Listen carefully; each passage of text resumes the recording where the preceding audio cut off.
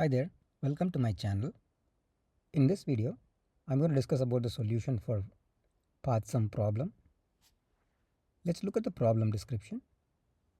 We are given a binary tree and a target sum, and we have to return true if there is a path from root to leaf such that all the nodes in that path adds up to the target sum. Okay, so the leaf node is a node with no children. Let's take a look at the example 1. So we are given this tree and the target sum is 22. If you look at it, this path adds up to 22. 9, 20, 22. So in the example 2, this is the tree and the target sum is 5. But there is no path that adds to 5. So this is 1 plus 2, 3, 1 plus 3, 4. So we have to return false in this case. The constraints are the number of nodes in the tree is ranging from 0 to 5000, and the node values will be ranging from -1000 to 1000. The target sum value also ranging from -1000 to 1000. Let's look at the approach to solve this problem. So we are given this input tree and the target sum is 22. Okay. So we have to find a path which starts from the root all the way to the leaf nodes. Okay. We can perform a pre-order traversal on this tree. As we process each node, what we can do is we can subtract the value of that node from the target sum. Okay. And after subtracting, we have to check whether the node being processed is a leaf node or not. If the node has a left or a right child, that means it is not a leaf node. If both the left and right childs are pointers are null, then that is a leaf node. So when the target sum is equal to 0 and the current node is a leaf node, then we can return true. There is a path starts from root to the leaf. For example, in this case, this path, first we call with root node and the target sum 22. When we process this node, we subtract 5 from 22, and then when we process, we subtract 4 from 17. So we have 13, and when we come here, 13 minus 11, 2, and when we come here, 2 minus 2, 0. So this is the leaf node and the target sum is also 0. So that means there is a path. I have listed that steps here. First we do pre-order traversal and process each node with the helper function, and whenever a node is processed, subtract the node's value from the target sum, and if the target sum is 0 and the node is leaf, then we return true. Otherwise, if there is a left child, we call the helper function recursively to process the left child. If there is a right child, we call the recursive function to process the right child. Let's look at the flowchart. Input for this hash path sum procedure is the root node and the target sum. First we initialize the readval variable to false, and then we check whether the root node is null. If so, we return false. Otherwise, subtract the current root node's value from the target sum. Then we check whether the current node is a leaf node.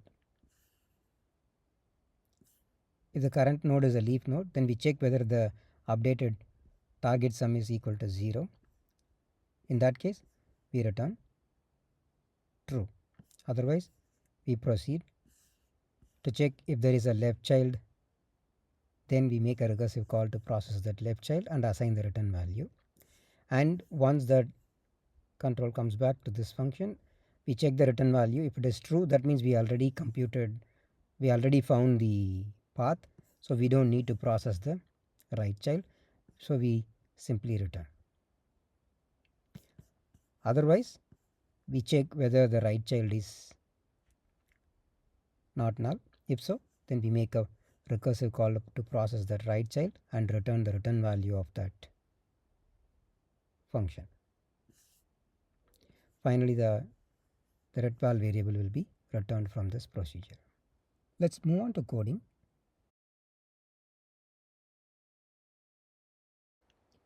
First, I initialize the retval variable to false. Then I check the root is equal to null. If so, return the false. Otherwise, subtract the root node's value from the target sum.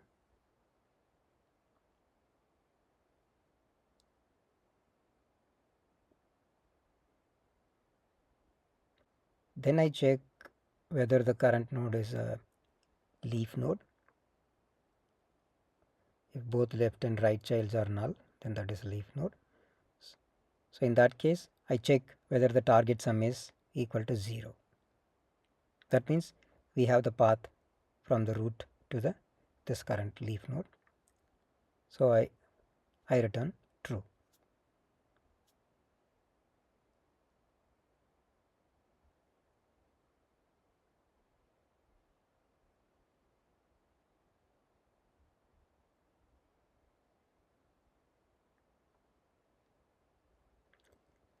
If there is a left child, then I make a recursive call to process that left child and assign the return value of that function to the retval variable.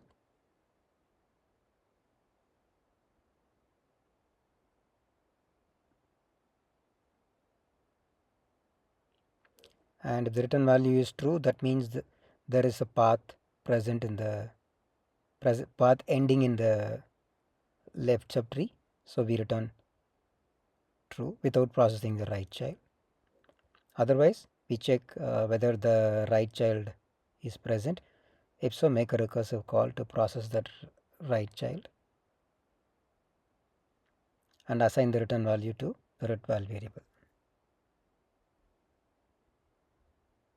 And here check the return value is true. If so, return.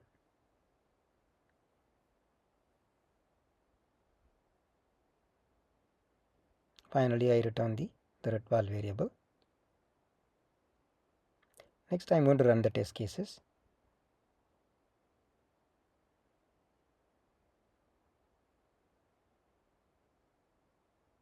All the tests passed.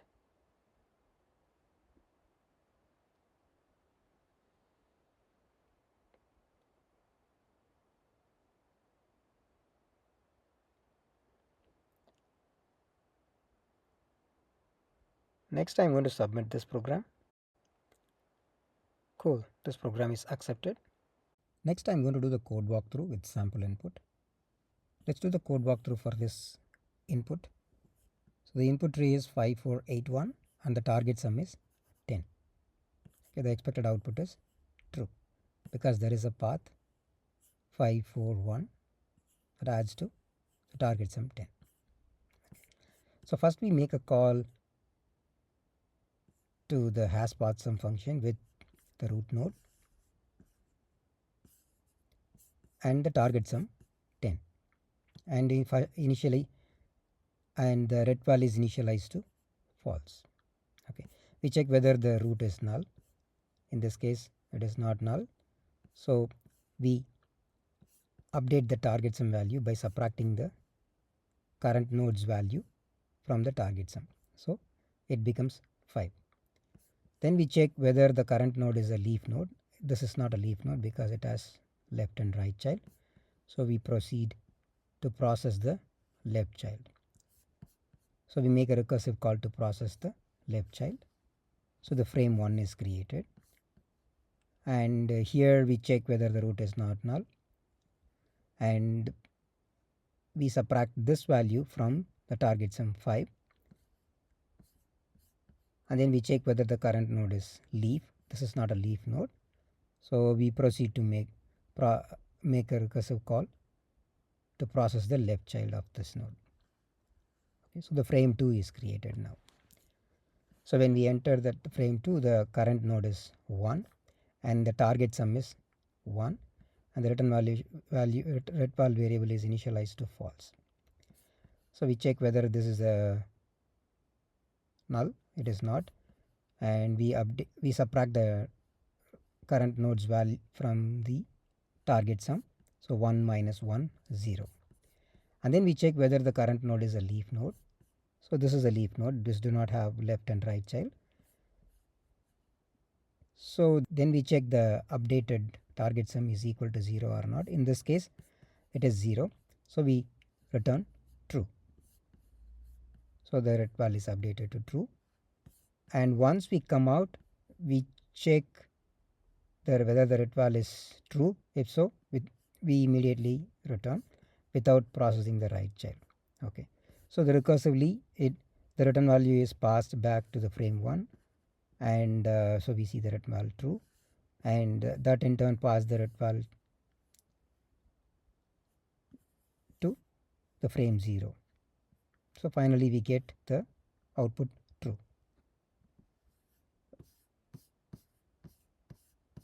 That is an expected output.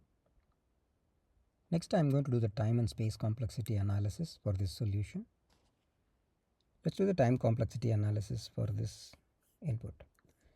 This tree has totally 9 nodes, and the target sum is 22.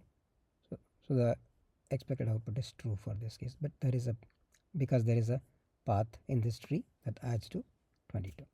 In order to check whether there is a path present, we perform the pre-order traversal.